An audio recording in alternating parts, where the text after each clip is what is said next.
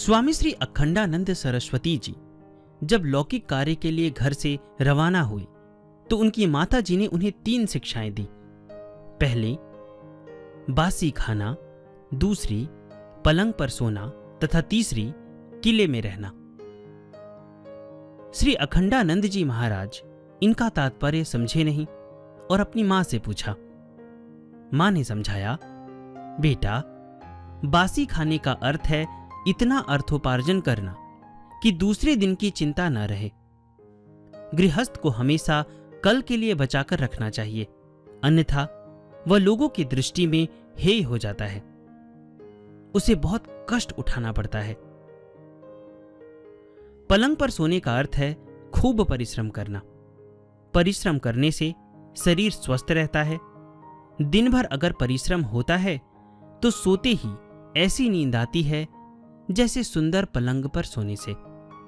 यदि परिश्रम न किया जाए तो पलंग भी काटने दौड़ता है।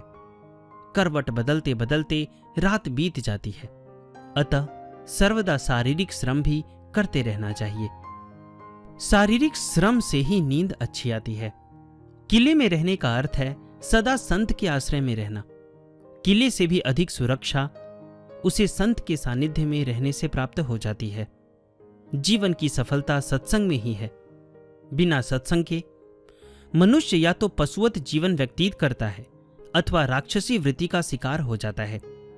केवल सत्संग में ही यह सामर्थ्य है कि वह मनुष्य को यथार्थ में मनुष्य बना सकता है। मनुष्य जीवन के उद्देश्य के बारे में ज्ञान प्रदान कर सकता है।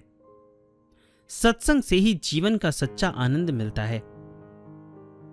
मां के श्रीमुख से व्याख्या सुनकर महाराज जी अत्यंत प्रसन्न हुए। उन्होंने माता जी के चरण छूकर कहा, मां, मैं जीवन पर्यंत आपकी महत्वपूर्ण शिक्षाप्रद बातों का ध्यान रखूंगा। और वे घर से विदा हो गए।